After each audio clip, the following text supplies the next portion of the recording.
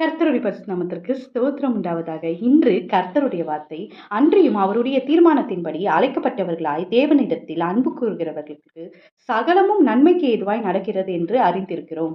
ரோமர் 8வது அதிகாரம் 28வது வசனம். ஆமீன்.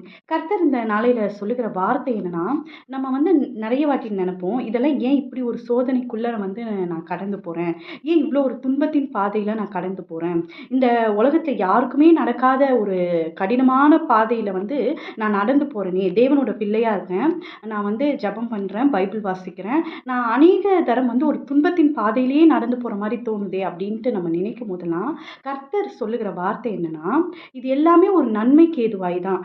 நம்ம துன்பம் இல்ல, துயரம் இல்ல, வாழ்க்கையில கஷ்டம் இல்லைன்னா மட்டும்தான் நம்ம தேவனை விட்டு தூரம் போயிடுவோம். இங்க வார்த்தை சொல்லப்படுது இதே அதிகாரத்துல, பசியோ, வேதனையோ, துன்பமோ எதுவுமே உங்களையும் என்னையும் விட்டு பிரிக்காது அப்படின்னு பவுல் சொல்றாரு. அப்போ எதுவுமே அவரை நம்மளை விட்டு பிரிக்க கூடாதுன்னா, இந்த துன்பத்தின் பாதையில நடக்கும்போது தான் கர்த்தரோட அடையாளங்களையும் அற்புதங்களையும் நம்ம பார்க்க முடியும். நம்ம வனாந்தரத்துல நடந்து கொண்டு போகிற மாதிரி தெரியும். ஆனா அதோட முடிவு நன்மைக்கு ஏதுவாக தான் இருக்கும்.